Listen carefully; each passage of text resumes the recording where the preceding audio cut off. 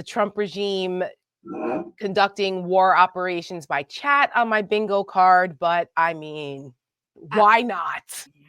Why not just add it to the absolute insanity and chaos of the first 66 days, 67 days into this mess? You honestly couldn't write this shit. You could not write this shit. No, you could not script this. So instead of us trying to diagnose this without a certain level of expertise, we have our great friend and Seneca project advisor, former Congressman Denver Riggleman, with us in a minute to talk about this, because Denver actually has a whole career in intelligence and cybersecurity. He has a company that does this stuff. He did this in the military. He knows a little thing or two about this. So that's why we said, Den, you got to come on and hang out with us, because we have our opinions, but he actually has expertise in this. So you don't have to just believe us. So without further ado, let's bring Denver on in. Oh, hold on. Oh, sorry. I was on Signal with Macron doing top secret French and American battle plans against the Basque separatists. Nice. I don't know. Coming. Yeah. It was, oh, Michelle, I accidentally added you to the chat. Oh, I see. Yeah. Oh, well. How'd that happen? Apparently, people just show up on Signal by osmosis, apparently, or I don't know. The bullshit excuses, Denver, that they're giving us about how this all unfolded are laughable. I mean, how dumb do they think everybody really is here? I think it's pretty insulting, especially given the hypocrisy and the double standard of what we went through in 2016 with Hillary and her emails, where she was like talking about like Chelsea's wedding or something and like nail appointments. And there was nothing anywhere close to this. They wanted to lock her up. But these guys, I mean, no big deal. It feels like from Hillary to Hegseth sort of feels like cuisine from Emeril Lagasse to Jeffrey Dahmer, but looking at what's happening here, I've had a lot of questions today, seriously, about, first of all, even using Signal as a mission planning tool, right? And that is not a thing right now. Signal can be used as a cryptid app among friends, even if you're, having normal conversations, but actually putting that type of information over that app and not knowing everybody that's on the app, that seems like it's sort of a common sense thing that wouldn't be something that you would use as an intelligence officer. But here's the thing. It's the fact that the conspiracy theories are already starting, as you guys both know, that somehow Jeff Goldberg from The Atlantic has the technical skill and acumen to hack the National Security Advisor's telephone. Right. Okay, let me say that again. Right. That Jeff Goldberg, a reporter from The Atlantic, has a technical acumen to hack the National Security Advisor's phone. Now, since we all use Signal, let me say this too. You have to be invited to Signal, has to already be in your contacts. And I said something, I don't know if, God, guys, it was on Bloomberg or MSNBC or something. Like I said, I think people are missing the fact that Mike Waltz is probably already leaking stuff and talking to Jeff Goldberg in the past. There's somehow he got that phone number. I don't know if, unless, they're in the same, I don't know, dating app. So, and then, the other thing that would be awful for Jeff Goldberg. There's something going around about Mike Johnson and Grindr. Well, I mean, dating apps, but that's another show. That's the stakes after dark. Judge. I don't judge. I'm just a guy doing my thing. And then, when you're talking about what they actually put on the Signal chat, I was a mission planner. I actually mission planned targets for so many bombing runs. People don't understand. I was trained on F-15s, F-16s, B-1s during 9/11. I was in OAF,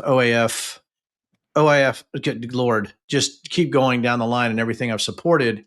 You don't have time over target, the platforms that you're using and the specific target with other people on there. The breach of security protocols here are so cascading and so numerous that it's hard for me as a former military officer, former op, to look at this and not think the buffoonery is so large, but it also could have put our warfighters at risk. Yes. Can you explain why? Because I saw during the hearings this week, both in the Senate and the House side, and I give credit to the veterans who are on these committees who have been incensed by this because, like you, they fully understand what the ramifications could have been. And they're like, what the fuck? And so, but they couldn't say that during they could have, I guess, but they didn't say that, even though Tammy Duckworth did call Pete Hegseth an effing liar, which was fabulous. And she went on Fox News and defended it.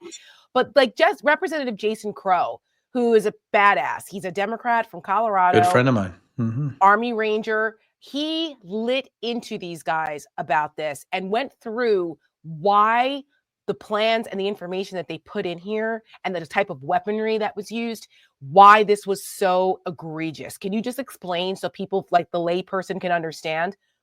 Goodness.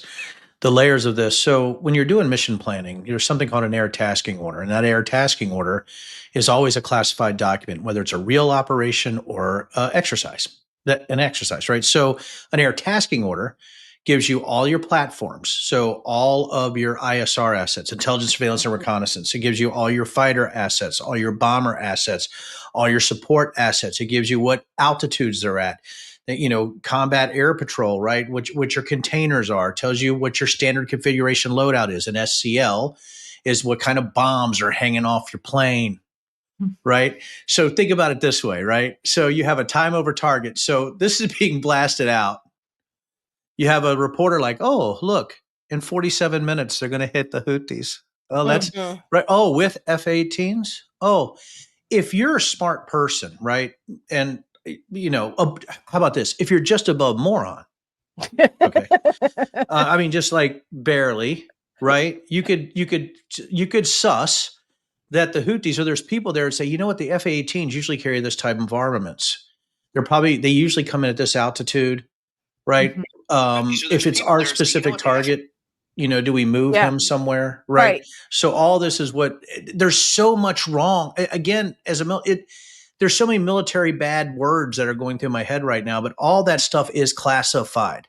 Yeah. And the fact that they were putting that out there, again, could have put people at risk because there's smart people out there trying to kill us. We have a couple questions here. Someone wants to know, I think it's Joe Kurtz, throw out that question. For Denver, how can we tell how dire the fallout will be? I worry about the operative that was unmasked. Well, I mean, gosh, we even forgot that they had a active CIA agent on the thread with somebody else, right? That you had active sources on the thread, which would hint, again, that there might be a human intelligence source on the ground giving somebody information about the whereabouts of the specific target. There's so much wrong. So the question is so valid because what happens is it's not only the material that was being released during the Signal chat, it was the people on the chat and a suggestion that those people could indicate sources and methods used to identify a specific target in a specific area of responsibility. And here are the weapons we like to use against them. It's so outrageous. It's just like, how do you not know this? You're the Secretary of Defense. I just want to remind people, there were 18 people, high-level people on this Signal chat, ranging from the Vice President of the United States, who's a heartbeat away, okay, a Big Mac and a half away from the presidency, and all the way down to the Director of National Intelligence, the CIA Director, the Secretary of Defense, the National Security Advisor. I mean, 18 people. The Chief of Staff for the President. Nobody freaking thought that this was a bad idea. They are not smart enough to think it's a bad idea. Also, actually, I think Stephen Miller was probably the most powerful person on that chat thread. He was the one who sort of called the ball, right? Yeah. And we also had a guy in Russia there. Right. Yeah. Yes. Who said, right? He was like, well, yeah, I was on the thread, but don't worry. I left my personal phone back in the States, to which I'm like, so you're doing this on your personal phone? Like that somehow makes it better. I don't know what's worse, quite frankly. Well, I think I've thought, like, do we joke our way through this? Do we say how ridiculous it is, with what we're saying right now? Do we listen, they're so unserious. When unserious equals danger, unserious equals threat. That's when people have to be fired or they need to resign. But in this administration, which is sort of like the Pablo Escobar administration, never admit you're wrong, right? I mean, that's really what you have here is they're going to double down on this no matter what. There's not going to be an investigation. This is over as far as the Trump administration is concerned. Yeah. I do think, though, that this should be in the news cycle. I would hope that the media is not so lazy that they're not looking at where every single person is, because we have one other outstanding item that we have not addressed yet. Where was Tulsi? Right. And why wouldn't she answer the question? She doesn't remember. It's been how many days since the hearing? She's like, oh, I have to check my schedule. She's full of shit. You knew exactly where you were. Like, what? You could so the DNI didn't know where she was when we were bombing people? Amazing. Well, and that's the thing is like, and I want to play this clip really quick. We played this on our show Over It yesterday, but I just, it's a pop culture reference that I think applies to this moment. Oops. Hold on. Nope, it's not that one. This keeps happening to me every time. But yeah, here it is. Hold on. I'm ready, Michelle. Forget the myths that the media has created about the White House. The truth is, these are not very bright guys, and things got out of hand. I mean, that's it in a nutshell. I mean, these are not terribly smart people. And this is what happens when you appoint an entire cabinet of central casting choices instead of actual merit-based choices. Pete Hegseth, who said the word meritocracy, I don't know how many times during his, confirmation hearing, meritocracy. And I'm like, okay, this is a guy who has lied about, let's see, his drinking, his sexual assault, his abuse of his wives, how many wives he's had, how many children he has, about the tattoo on his chest. I mean, I don't know at what point, again, this guy, how the Republicans can live with themselves. People like, what's her face? The pig slayer. What's her name? You know what I'm talking about? Christy Nome. No, that's the other one. Dog Slayer. Ernst. Sorry, that's Joni Ernst. I get confused about all the slayers. Oh, Joni Ernst. Yeah. Joni Ernst. Well, pigs, dogs, goats—they're all dead. Right. In the GOP. Christy Nome's the puppy executioner. Right. Yeah, animals. They're all getting killed in this administration. But I think as we're going down this rabbit hole, and we see what this administration is, I'm wondering how many people are really questioning their confirmation votes right now in the Senate when you look at everybody who was there. And if not, I don't know what else to do. I don't know if stupidity is a terminal disease and we're there, because it looks like ignorance has metastasized on a level that we've never seen. It's like literally the Spanish flu, but the moron version, right? And so I don't know. Serious though, Dan. It's like these people are morons, but people's lives are at stake. I know. That's our why national security is at stake. Our relationships with our allies, like Canada said today, look, we're just gonna have to be more Canada. Like it's gonna just have to. We can't depend on the United States anymore. We're gonna just have to do it ourselves. Go at it alone. They're trying to blow up Five Eyes. It's crazy. It's crazy. What if Americans start to revolt because of lack of maple syrup? What happens then? And I mean, the other thing, I wanted to go to Canada fishing actually in Quebec in the next few months. I'm like, are we welcome there? It's just like me going to Ukraine in May. How are they going to be treating Americans even with humanitarian aid based on us leaving them in a lurch? Because my guess is there's going to be a brokered peace and they're going to lose another 18 to 20% of their territory over Crimea, right? So, an 18 to 20% in a country that's already shrinking because it's slowly being segmented, who's going to trust us? You talked about Five Eyes. Why would anybody share intel with us if they think they got a drunk sec def, who likes to text his besties for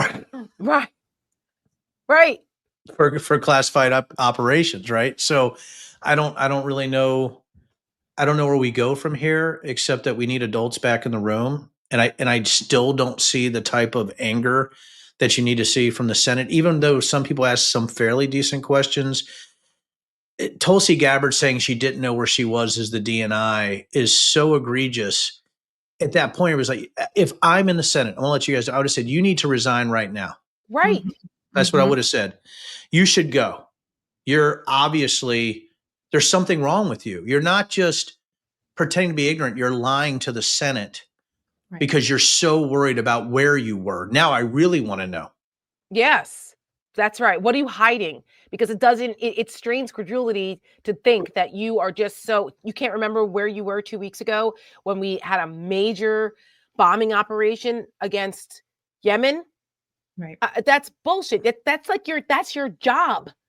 You're the director of national intelligence. You oversee all of the intelligence apparatus. Like, you don't remember? What the fuck were you doing instead that was more important? I don't know.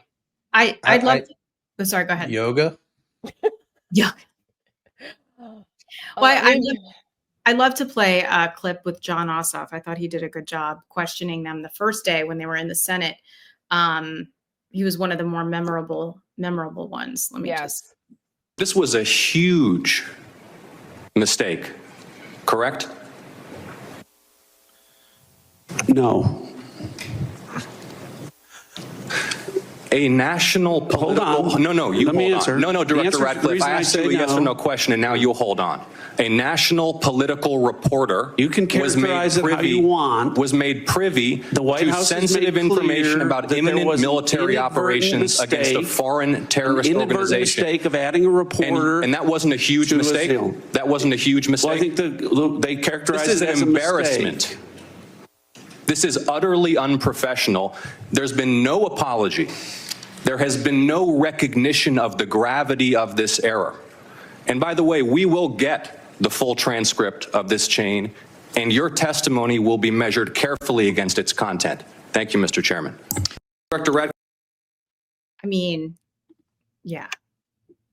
That's how we always need to be questioning these people. That's the problem. And, it goes back and forth between the Democrats and the Republicans. The Democrats want to ask questions about this, and the Republicans want to pretend it's not happening and, spend the first minute complimenting them about how wonderful they are, and then spend the rest of the time deflecting and talking about something else. And I just don't know how this party has fallen so far from, the party of Reagan. That, I was no Ronald Reagan fan. I mean, I'm a Democrat, unlike, you guys, but I think we can all agree that this is not something that he would have supported. And I'm sure, You said something there, Michelle, that you noticed, I think the American public is noticing, is that, the 1 minute of gratuitous, adulation at the beginning, there's only 5-minute question and answer time. Right. So the thing is, it should be 10 minutes, but what happens is, what we're told, if there's an issue, is you filibuster or you reclaim your time. That's right. So what you're seeing is they're just filibustering through those 5 minutes, asking a couple easy questions so they don't make Trump mad, right? Or they don't make the people in their district mad, because it's not about the American citizens itself. It's about how they're polling in their district with their crosstabs. And then, that's it. That's what you do. You filibuster your time away instead of actually asking real questions based on what side of the aisle you're sitting on. And it comes to this, and I wonder, in a bigger picture, and I'd love to know your opinion on this, both of you. In the bigger picture, is the two-party system anachronistic? Can we even, with the new way that data is transferred, with the new vertical silos that we see popping up, with the fact that it's always shirts against skins, and yes, we can say the Republicans are in a hold my beer moment when it comes to crazy, but we've seen it on the left too. But is the two-party system OBE? Has it been overcome by events, right? Are we to a point that we know now we have to have a third way? I don't know. I don't know how that happens, but I'd love to know your opinion on this, because it seems to me we don't have the tools to deal with the type of disinformation and crazy we're seeing right now. Well, I would say that you're right. We're overwhelmed with this. And because the right wing has had decades head start on this, that a lot of people were asleep at the switch, or they had their heads up their own asses, or they were in denial about what was happening. And I think a lot of folks on the Democratic side are in denial about where we are right now. And I was at an event earlier today in a room of 400 people at a luncheon, honoring Black women in business for the Black Chamber of Commerce. And a couple of my friends who were there are lobbyists. And one of them said to me, Tara, people up on the Hill are scared to death. And they're not just scared about primary challengers. They're concerned about Elon Musk's data smash and grab, and that they actually have data. They have stuff on these senators. So when the confirmation process was going on, they were scared. They were scared because not just because of primary challenges, but because Elon has gone in with Doge and sucked up personal information on all of us, by the way, including these senators. And they fear for their families, for their careers, and for their safety. You know, I think that's absolutely plausible that they have those fears, but can I tell you guys something? And that means I'm the perfect weapon, because I've been accused by Bigfoot erotica on the left and Tool the Antichrist on the right. So there's really not much else you can do to me. Right? I mean, to be honest, right? I mean, what are you going to do? I know. I'm a Nazi, Bigfoot eroticist, tool of the Antichrist, general of the Sodomite armies, secret Jewish individual who's part of the Zionist organizational government that's been laundering money for George Soros through my distillery. It sounds like you. It sounds like you. That's all of those are true. New book. My new book is Manifesto for the Sane that I'm writing right now, and love it. Which I'm pretty excited about. But yeah, I don't know what else. I think that's why you need people up there who really don't give a flying F-bomb, what you think they might have. Plus, I am a data expert. And if you're going to bring it, you better come fully loaded. You better come packing.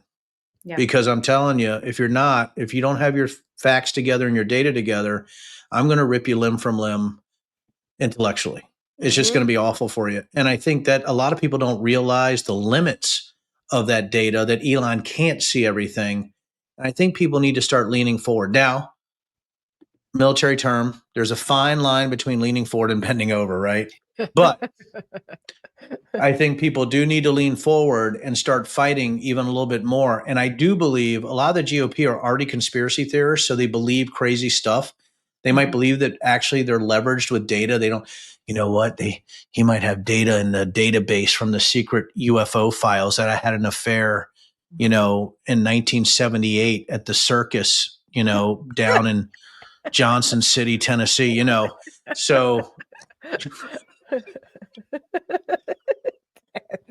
man, the bearded lady was so beautiful, so I don't want to, I think that they actually believe that kind of stuff, and it's just not true. Go out there and start kicking ass is what I'd like to say. I wanted to bring this up too, because it appears, speaking of data and information being left out in the open, Mike Waltz, who's the guy who started this whole Signal fiasco, left his Venmo friend list public. First of all, he left his Venmo public. And as a Venmo user, I don't know how or why anybody is like leaning into the social media aspect of that app. It's crazy. Hold on a minute. Let me put my stuff on private real quick, Michelle. Hold on. But no, I think and wait a minute, it was left on until Wednesday when they this all had happened, because I talked about this today on my Setmayer sound off, where I was like, this dumbass kept it open until yesterday afternoon. So after this whole thing blew up already, his stupid ass had, this is the National Security Advisor of the United States. This guy's job is to be the National Security Advisor to the President of the United States, had his Venmo, the app that you use to pay back your friends for concert tickets or to pay your babysitter for the weekend. Split a dinner check. Open. Right. 328 friends, including Susie Wiles, the chief of staff, including a bunch of journalists, including your favorite guy there, Denver, Ivan Ratlin, Mr. Enemies List. Oh, really? He's paying Ivan Ratlin. Yeah. Oh my God. Mr. The Alpha Virginia. Do you want to explain who that is? Ivan Ratlin was the person who actually went after Pence pretty hard with the Pence playbook or play card or whatever. He was a hugely instrumental in January 6th also, a purveyor of conspiracy theories. likes to threaten people. I think wasn't Ivan, list, right? Yeah, he did part of the enemies list thing, but wasn't he with Enrique Tarrio when they went after Fanone and Harry Dunn at the Principals First conference? Yes. Also, yes, he Riggleman was. I've met, never a supporter of mine. Doesn't he live down there near you? Oh yeah. Ivan's. I used to have his phone number. Yeah, he gave me his number and stuff. Yeah, and you guys know I know Mike Waltz really well too, right? Well, So I know Mike really well. Were you in Congress together? We served together. Came in the 116th together. Thought he was a great guy. I mean, this guy served his country. Actually, I don't know if you guys remember this. Trump hated him. He actually ran as an anti-Trump Republican and won. Trump actually put money against him in Florida. And I've had private conversations with Mike when he sort of turned, right, when his ship turned into the brilliant summer sun of Donald Trump's Mar-a-Lago.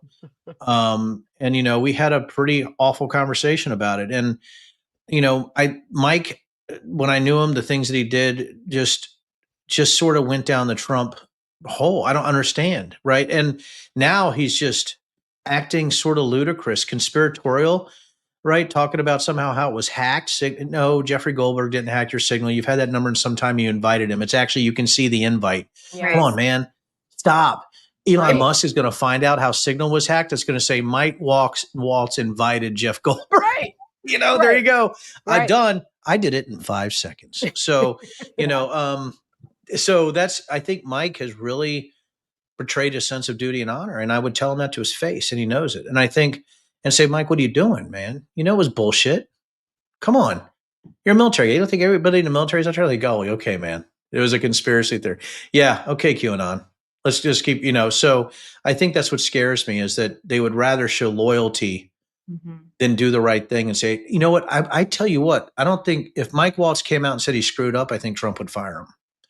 I think part of staying in, I think part of staying there is never apologizing. No. That's the biggest no. Yeah, it's like Hegseth when he doubled down on all his nonsense. I think Trump got off on it. Same with Kavanaugh during his hearing. He wasn't going to back down and then went in and did the whole cry face, I like beer shit, and Donald Trump was like, yeah, I like it, because it's all it's all happening on TV for Donald Trump. It's not like this, It's reality machismo, right?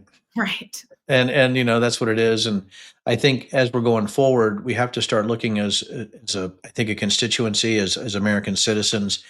Maybe it's not about always having a letter behind your name, regardless. Maybe it's about facts and truth and calling balls and strikes. It just seems like that the Democratic side of the aisle is calling more balls and strikes right now. Well, you have to have balls first before you can call them. It's sort of true. And I don't know if you guys have noticed this, and it's not because I'm on the Seneca Project. It's not because I'm here with two incredibly successful individuals, but I want to say this. Why does it seem like the Duckworths of the world are much more strident and on point and on target than even the Mark Warners of the world?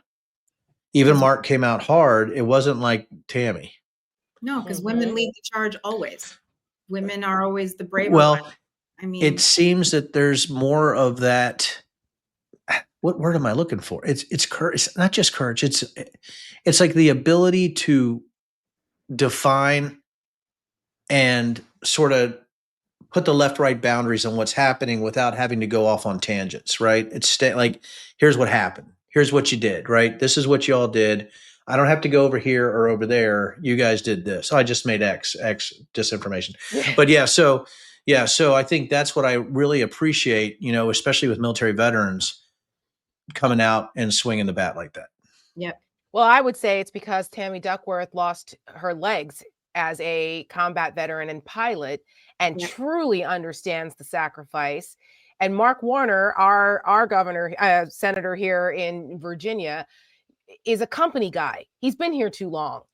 And, right. And it's the most wealthy, if not wealthiest member, right? One of the wealthiest members. Yes. And it's like, women understand we don't have the luxury to fuck around. We don't have the luxury to bullshit because we have to literally fight for everything because we weren't equal for so long and we're not equal now. So we have to get right to the point because we don't have the luxury to waste time. I mean, we see the fight, right? And oh, by the way, my wife's liquor's here.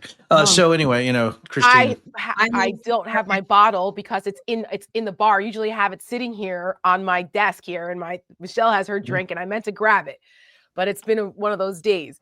It's been those weeks. Christine we love your wife. Christine is a badass. This is why Denver is part of us, because he's surrounded by badass women. He's the father of 3 daughters. He's got a badass wife who just won again, 3rd year in a row at the Bourbon Festival in New Orleans for the Silverback, right? She's just a stud. Yeah. And somebody asked if you have any openings at your distillery. Well, I don't know. I'd have to ask the CEO, Christine Riggleman. Yeah. I'm not. And I mean, when you have a wife like her, and then you have 3 daughters, 3 granddaughters, I don't really have a choice. Yeah. And you just started a new podcast, which I would love to tell people about. With another badass woman. Yeah, with Amy McGrath, and oh my gosh, guys, you didn't have to do that. My heart is full. You didn't have. I was, you guys are the greatest. And, Amy, there's Amy and I arm wrestling, which is sort of funny. I have to let the Marines win. I have to let the Marines win every now and then. I don't know. Let the Marines. Come on. You were Air Force, weren't you? Yeah, but I had a high score on the ASVABs. But anyway, I love, me and Amy go back and forth on this all the time. Of course you do. I got a call from Amy. She wanted to do a show. She had really done incredible work with getting donors, and they wanted her out there, and like, who do you want to do this with? And for some reason, and I know that's surprising, she thought of me, right? And like I'm telling you guys, I'm not aging like Sam Elliott. I'm not aging like Clint Eastwood or Gene Hackman or Denzel. I'm aging like, Benny Hill, like W.C. Fields. But, but she's like, Dad, I need you on here. She goes, I need somebody who is a Republican. I need somebody who was military. I need somebody who's intelligence. I need somebody who actually, won a congressional race, Amy. And then, it's but Amy went against Mitch McConnell, right? I mean, that's badass. I mean, that's for her for making the effort. You could be Jesus Christ and probably not, No, you wouldn't have, And then, she did so much for women in politics. I don't know if you've seen some of her ads that she funded, ads she did with Abby Spanberger, who I know well also. So Amy calls me, and we don't agree on everything. I mean, Amy and I actually don't, but our policy discussions are facts-based. And I think just like what you are doing here at the Seneca Project, you don't have to make things up. We don't have to use disinformation or conspiracy theories or things like that. We can say, here's what happened. Here's what's going on. We're the, anti-conspiracy theory. And I think Seneca Project, Truth in the Barrel, things like that. Those are the people who are non-hyperbolic. We're still allowed to curse. Yes. We're still allowed to be angry, still allowed to make jokes. But I do see you're not hyperbolic, and we don't want to be hyperbolic. You could be funny and not hyperbolic. And I think this new breed of podcast needs to continue, just like this in the discussion we're having tonight, when we talk about real policy, nuance, when you're talking about what security actually is, when you're talking about what these people have said and what they've lied about. That really does bother those individuals when you do that. Yeah. Well, we're thrilled to see you. Amy's a friend of ours, and we're hoping to work with her group on some things here in Virginia, because like you said, Abigail Spanberger is running for governor against Winsome Sears, who's a lunatic. And Abigail Spanberger is smart and understands what's going on and would be a great governor. So I agree. We're hoping to be able to do some stuff there. And then my book up too. My God, New York Times bestseller, by the way. Too. I've got Oh my gosh. It's I'm just happy and proud and honored that you all would have me on your board, and I'm so happy to be here, and what you're doing is really God's work, and keep going. And I just don't know. I think sometimes where we go from here, but I do know this. I think you guys picked the best and greatest guest you've ever had tonight. And I just want to tell people that I'm Denver. Oh my gosh. Well, listen, we love you too, and we're thrilled, and it's an honor for us to have you a part of us. And you are our favorite girl dad, and you are our only male senior advisor on our board. And we wouldn't let you say, Betty. Yeah, we wouldn't let just anybody in. Are you kidding? not any old bloke, you know. No, but we love you, and we're grateful not only for your humor, for your heart, but for your expertise and for your service and everything you've done. And thank you. And everyone, please, if you're not following Denver, please follow him. If you don't know about the Bigfoot erotica, follow him and find out why. It's hilarious. Yes. So funny. And if you haven't gotten his book, get his book, because it's about his time. He ran the data operation for the January 6th committee. They did the technical stuff that got into the text messages and uncovered the Mark Meadows stuff, the Ginny Thomas stuff. So Denver's being very humble tonight, but he has done incredible work in the pro-democracy space, and we're grateful for him, and we love you. Thank you, Den. I am humbled and honored. You guys keep killing it, okay? Keep killing it. We're trying. Yes. And hugs to